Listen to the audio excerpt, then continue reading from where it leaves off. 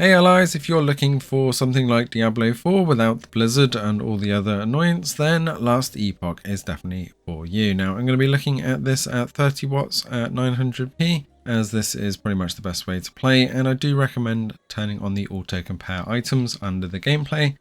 Graphics wise, I'm running this with the medium preset, VSync on, FPS capped at 60, although you're not really going to get there, and shadow quality on medium. I do also recommend actually turning on the detail shadows. It does look a lot better, but everything else on medium with grass density on low. Now I do have the official AMD Motion Fluid Frames driver installed, not the ROG Ally official one, but the one from AMD directly. And if you want to have a look at this, I'll leave a link to the guide in the description below. But first, a look without Motion Fluid Frames enabled. You are going to be sitting around the 30 to 40 mark. It will dip into the high 30s on occasions in big battles, and running around the main town, you're going to sit around the mid 40s mark. Now it does, for the best part, stick around 40 and does have a fair amount of microstutter, but I have to admit, once you've started using AMD's Motion Fluid Frames, you're not really going to want to play without it. So if I turn that back on as we go into the Highlands, you'll see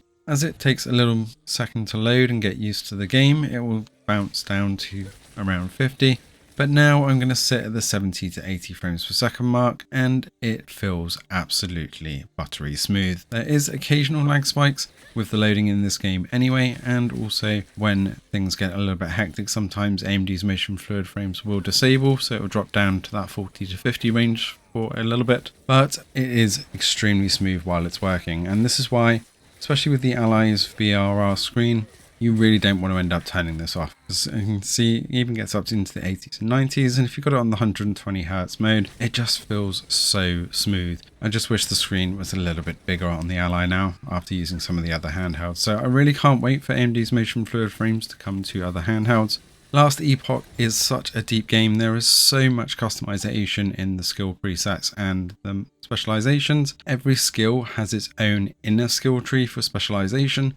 You can choose up to 5 specializations for each of your class. I went with the Necro class, and you even unlock other sub-specializations for those classes as you progress as well. So huge amount of customization in the way to play this, as well as having passive traits on top of your normal skills and your skill trees as well. So you're going to feel all powerful, and the monsters do seem to stay at their supposed levels rather than scaling with you. So you do actually get a sense of progression as well.